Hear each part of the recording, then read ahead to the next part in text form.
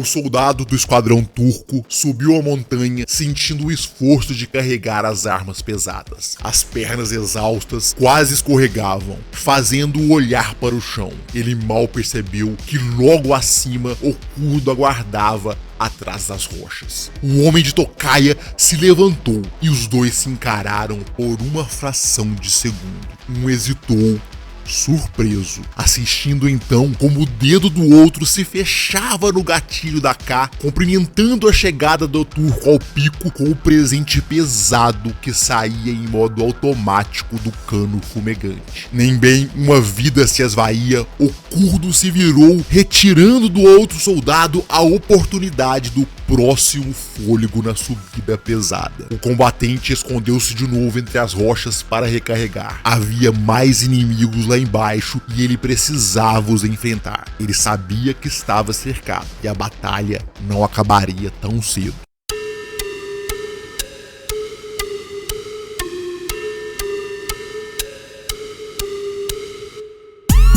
O ser humano aprende desde cedo a traçar linhas na Terra. Com o tempo, surge a ideia de desenhar também linhas imaginárias no mesmo solo em que viveu e toma amor pelos finos traços que ilustram o que chama de casa ou nação. A demarcação torna-se motivo de orgulho e também de violência. Os mais variados motivos levam ao ódio que escala uma montanha íngreme até alcançar o pico da guerra. Povos inteiros são arrastados na escalada e pela avalanche que se desenvolve como fruto das desavenças. As razões para o início podem variar e serem esquecidas com o tempo, mas as consequências continuam. Terras perdidas por antepassados geram morte aos descendentes em conflito. Fronteiras demarcadas por homens poderosos que não se importam por quem viveria entre as linhas imaginárias se tornam motivo para um derramamento de sangue real. Não pergunte se as linhas imaginárias não têm valor.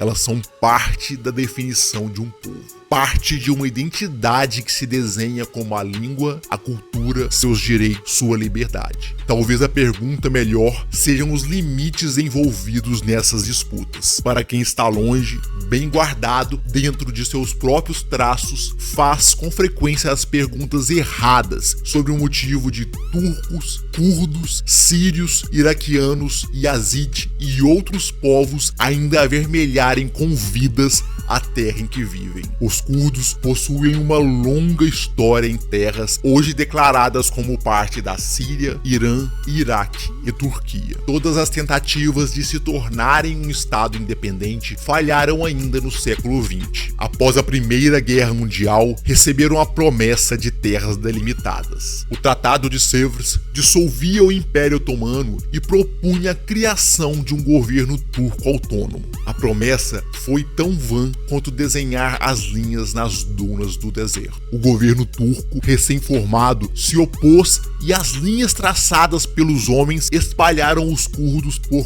4 países. Tantos povos colocados nos meios dessas fronteiras entrariam nos conflitos posteriores. O Kurdistão seria uma terra sem fronteiras, espalhada dentro de linhas que causariam morte e violência a todos dentro desses traços. A escalada até o pico da guerra seria completada na década de 80. A partir de então, as lutas dos curdos se intensificaram. As armas se tornaram o principal modo de exigir mudanças. O Partido dos Trabalhadores Curdos, o PKK, anunciou o início da insurgência em 1984. Os conflitos cresceram, mas o governo turco, apoiado por curdos poderosos donos de terra, reagiu. O PKK se tornaria um dos mais famosos e mais controversos representantes dos curdos no mundo, principalmente devido a seus conflitos com a Turquia. O partido tomaria várias formas ao longo dos anos, começando com uma política desestruturada até o líder Abdullah Öcalan assumir o controle. acusações foram feitas do assassinato de muitos de seus membros, eliminando as disputas internas em nome de uma unidade. Öcalan negaria todas as acusações e se tornaria o principal líder em nome dos curdos lutando contra as regras do governo turco. A Turquia banira qualquer manifestação da cultura curda até 1991, prendendo quem cantasse, falasse ou publicasse na língua daquele povo. A década de 90 foi um período tumultuado. Mais de 3.000 vilas curdas foram destruídas na Turquia quando se recusaram a colaborar com o governo. Muitos dos habitantes se refugiaram nas montanhas, outros foram para o Iraque, onde seu povo, anos antes, fora massacrado por armas químicas de Saddam Hussein. Outras vilas concordaram e passaram a receber ataques dos expulsos, muitas vezes havendo até mesmo baixas entre civis. O PKK atacaria os colaboradores do governo turco, não poupando alvos não militares em diversos casos, de acordo com muitas acusações. Essas atitudes colocariam sobre o partido o manto do terrorismo. As mortes de civis e a pressão do governo turco levariam a uma cooperação internacional para a prisão de Abdullah Öcalan em 1999. Isso não diminuiria os conflitos, apesar dos acordos de cessar-fogo. Os dedos de ambos os lados sempre estariam nos gatilhos e qualquer distração levaria a sangue derramado. A Turquia combateria o PKK mesmo fora de suas fronteiras. Seus F-16 cingiram o ar perseguindo alvos precisos. Muitas vezes, os curdos eram surpreendidos por essas máquinas de guerra da pior maneira possível. Uma reunião nas montanhas Kandil foi brutalmente encerrada com 33 líderes mortos em um bombardeio aéreo. Entre eles estavam homens que geriam a região de Sinjar, que mais tarde teria o papel fundamental nas batalhas dos curdos sob o comando de um substituto dos líderes mortos, Ismail Osman. A Síria queimou com as revoltas na Primavera Árabe em 2012. Os curdos locais estabeleceram territórios autônomos sob a defesa das unidades de proteção do povo, as YPG. Os atos inspiraram o PKK a uma perigosa estratégia na Turquia. Os militantes iniciaram uma campanha na cidade de Sendinli, cortando a comunicação com o Iraque e o Irã. Armamento pesado foi colocado nas estradas para iniciar uma série de emboscadas contra as forças que viessem para liberar a região. Os turcos perceberam a armadilha. Seus F-16 decolaram novamente. As asas que cortaram o vento cortariam a ousadia do PKK em desafiar o governo turco para um confronto direto como aquele. Os mísseis AGM-65 Maverick, com uma ogiva de 57 kg, declinaram rumo ao solo, misturando as vidas e equipamentos dos curdos com o fogo. Qualquer grupo do PKK que fosse encontrado era combatido à distância. As bases eram alvos fáceis. Os ATGM ONTAS foram montados por grupos avançados nas montanhas. O alcance de até 4 km era uma vantagem enorme para evitar a armadilha. Os anos seguintes teriam tentativas de paz. Entre 2012 e 2015, PKK e Turquia negociariam, mas a paz era um vestido de seda que não suportava a aspereza do contato com o ódio. Líderes do partido foram assassinados em Paris e bombardeios contra o Ministério da Justiça em Ankara começaram a romper as frágeis costuras do acordo. Os curdos já haviam aprendido a lição em Sendili.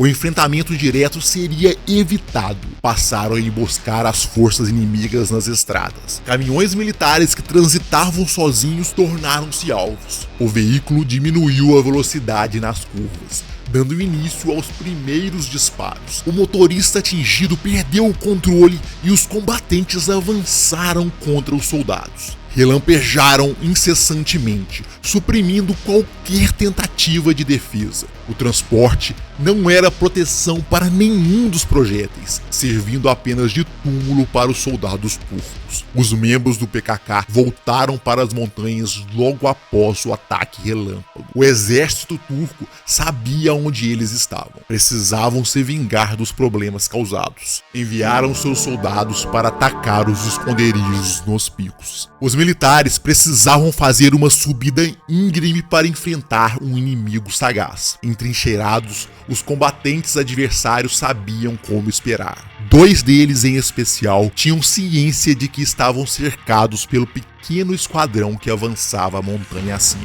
De trás das pedras, o Kurdo levantou-se da tocaia, expelindo a morte múltiplas vezes contra o primeiro turco. O segundo caiu na mesma velocidade, com a munição alojando-se no flanco. A granada voou logo depois contra os inimigos protegidos nas pedras abaixo. Os disparos cantavam pela montanha quando o curdo recarregou o rifle para alimentar a terra com mais sangue. Saiu da proteção para procurar por mais alvos com os olhos já conhecedores do terreno. A mira encontrou mais um turco espreitando no mato, deixando a munição 5.45 voar para levantar poeira e sangue. Avisou o companheiro que o trabalho ainda não estava completo. Os dois começaram a finalizar o serviço com mais disparos voando e mais sangue derramando pelas pedras. Mais um explosivo voou para encontrar os turcos. Logo à frente, o companheiro se escondeu atrás das pedras sem a mesma ousadia. O primeiro homem então tomou seu lugar quando os dois flanquearam o último turco, jogando sobre ele as munições que lhe retirariam o último suspiro. O combate se encerrou apenas com os corpos dos militares da Turquia ao chão. Aos vencedores, os espólios daquele dia. O curdo carregou a metralhadora e o capacete dos homens caídos, conseguindo instrumentos para continuar a proteger aquela posição alta que lhe conferia tanto poder sobre os inimigos.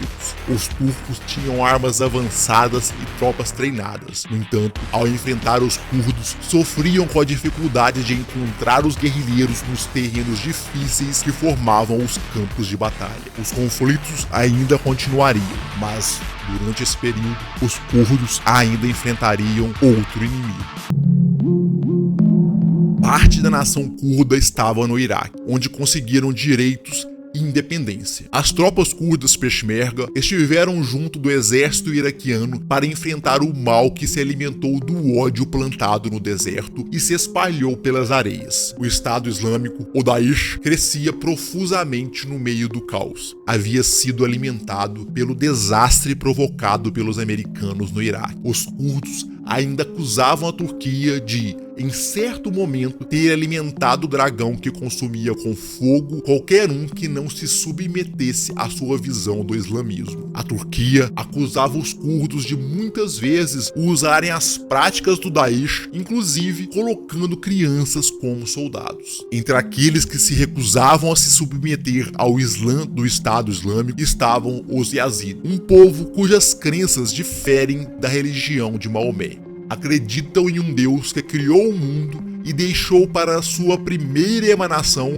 Melek Taus, o comando do mundo. Para muitos, a divindade em forma de pavão dos Yazid era um demônio. Para o Estado Islâmico, isso era o motivo para uma perseguição implacável. Vilas inteiras foram destruídas, com toda a população masculina sucumbindo diante da ansiedade da bandeira negra e branca pelo sangue. Crianças eram transformadas em soldados. O destino das mulheres era um inferno interminável nas mãos de homens que não reconheciam o valor da vida e da liberdade de quem pensava diferente. Os Peshmerga e o exército iraquiano haviam recuado do norte em 2014, dando ainda mais oportunidade para os Yazid serem caçados. Restou-lhes correr para o Monte Sinjar. Milhares se refugiaram, aguardando qualquer tipo de ajuda, enquanto o Estado Islâmico começava a fazer o cerco. Presos sem água e comida, os refugiados viram mais de 200 crianças morrerem em seus braços, abatidas pelo calor, pela fome e pela sede. Os disparos dos extremistas eram outro flagelo que rompia a linha da vida dos Yazid.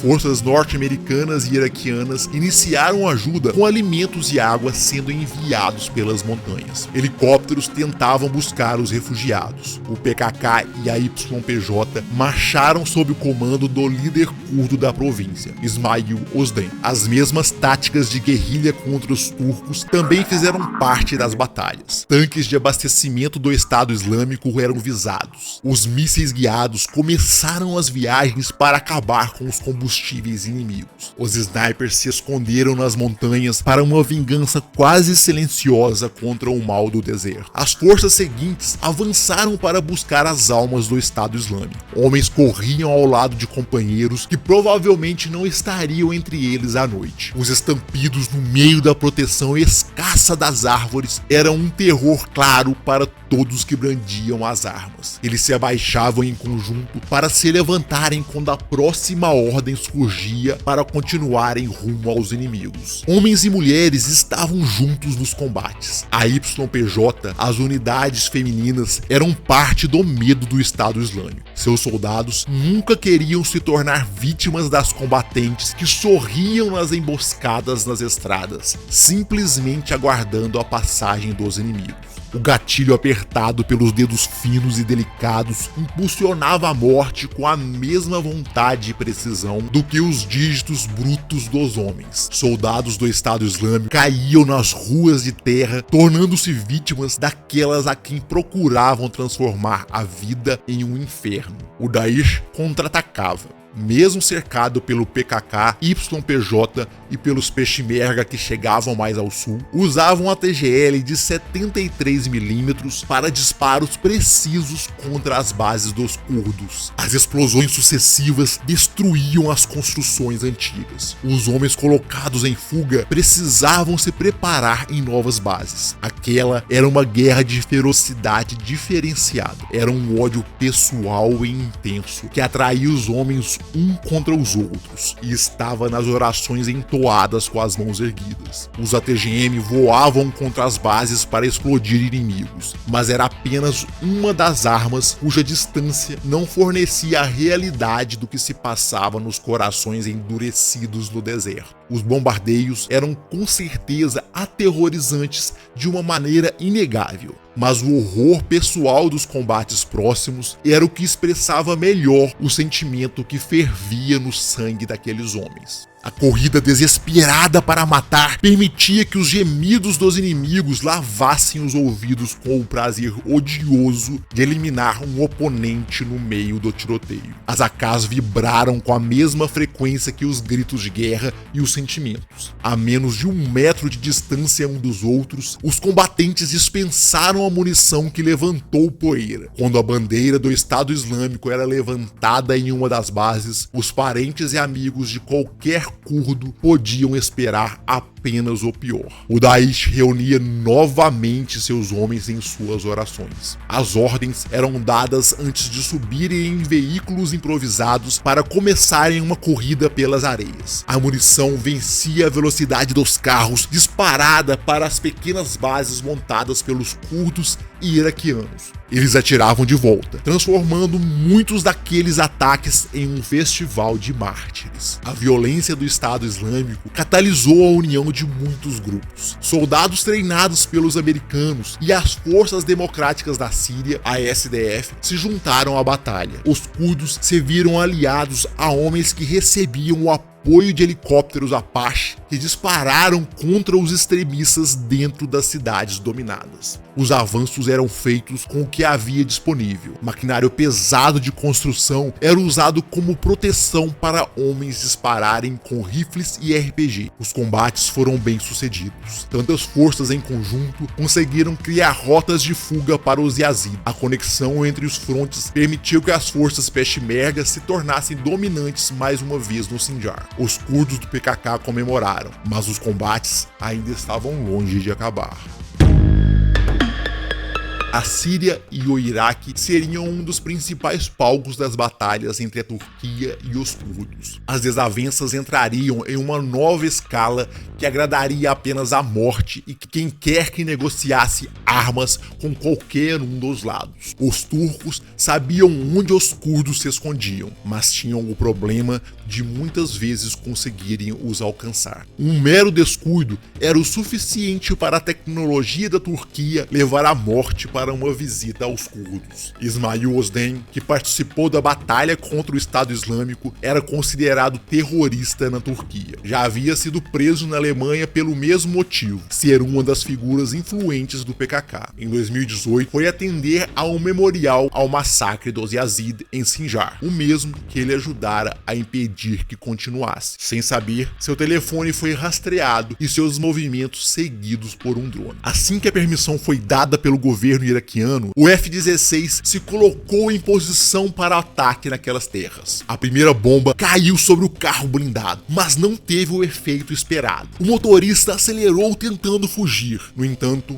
Ismail era uma alma marcada, sem ter onde se esconder da morte que espreitava entre as nuvens. A foice desceu sobre o líder curdo, dessa vez encerrando sua existência. Nem bem o memorial para Ismail Ozdem era feito, a Turquia continuou buscando seus adversários nas montanhas. Esses muito mais difíceis de serem localizados. As informações quanto a um esconderijo eram repassadas entre os comandos que traçaram estratégias para acabar com os guerrilheiros. Helicópteros sobrevoaram as montanhas, abrindo caminho para os soldados. Eles circularam sobre as cabeças dos curdos, preparando-se para jogar mais do que o vento sobre os inimigos. A minigun de 7.62 mm girou os 6 canos velozmente contra a montanha. Se não fazia o serviço, o lançador de granadas M249 completava o estrago. Os helicópteros fizeram o possível, mas eram suscetíveis ao ataque dos curdos. Um 9K-38 Igla tinha um alcance de quilômetros. A ogiva de mais de 1 kg era o suficiente para um voo fatal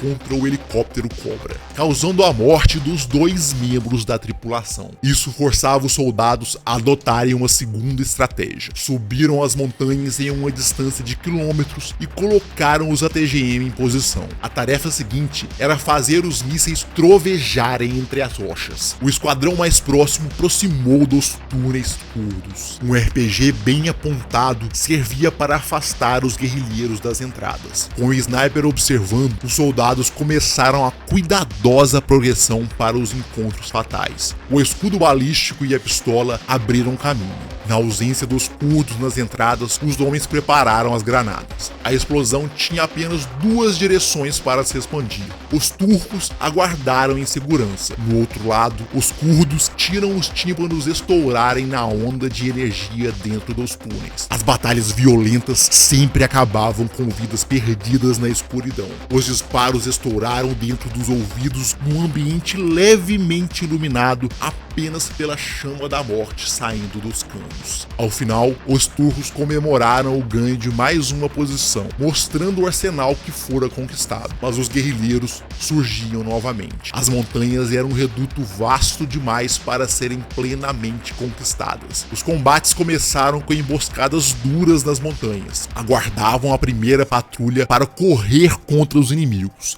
A violência da progressão colocava os soldados em estado de choque, retirando mais uma vida turca nas montanhas. Depois, os curdos seguiam os passos dos patrulheiros para descobrir onde os outros inimigos estavam. A subida íngreme não era problema. Poucos guerrilheiros, acostumados com as pedras, escalaram arremessando as granadas contra as posições dos adversários. Os estouros sacudiram a consciência dos soldados, o que, somado à velocidade dos curdos, tornou a defesa quase impraticável. Um único turco tentou se defender, no entanto, não foi suficientemente rápido. O curdo abaixou-se para a proteção. Mesmo ferido, voltou ao combate com a velocidade que confundia os turcos. A confusão dos ataques em tantas direções e as explosões iludiram o inimigo o suficiente para o deixar de costas. Caiu para o oponente que falhou em matar em um momento derradeiro. Seus colegas tentaram montar uma defesa, mas foi inútil. Uma granada voou contra a dupla seguida pelos disparos das AKs. O pico era dos curdos. Dali, eles se tornaram um flagelo. As patrulhas que seguiam despreocupadas pela estrada se tornavam presentes da guerra. Os tanques também não estavam a salvo dos ATGM, mesmo na tentativa de serem camuflados. A tecnologia foi a resposta turca. O Baykar TB2 alçou o voo. Eram 6 metros de comprimento e 12 metros de envergadura, procurando presas a mais de 130 km por hora. Suas lentes encontraram os curdos no alto dos picos e iniciaram o abate de homens e mulheres. As bombas guiadas MAMC tinham um alcance de até 8 km. O terror caiu sobre os curdos, fazendo as montanhas trocarem de dono momentaneamente mais uma vez. Aquelas pequenas trocas de domínio não eram nada na longa existência daqueles picos, tanto se acostumaram a absorver o sangue humano. As disputas entre curdos e turcos se arrastaram sem qualquer definição. A história tão intrincada, com tanta morte de combatentes e civis, era uma dolorosa mancha na cultura dos dois povos. O ódio intrincado entre as nações floresce por anos. Uma vez que suas raízes conseguem se aderir às pedras das montanhas, torna-se endêmico e espalha sua semente durante todas as estações.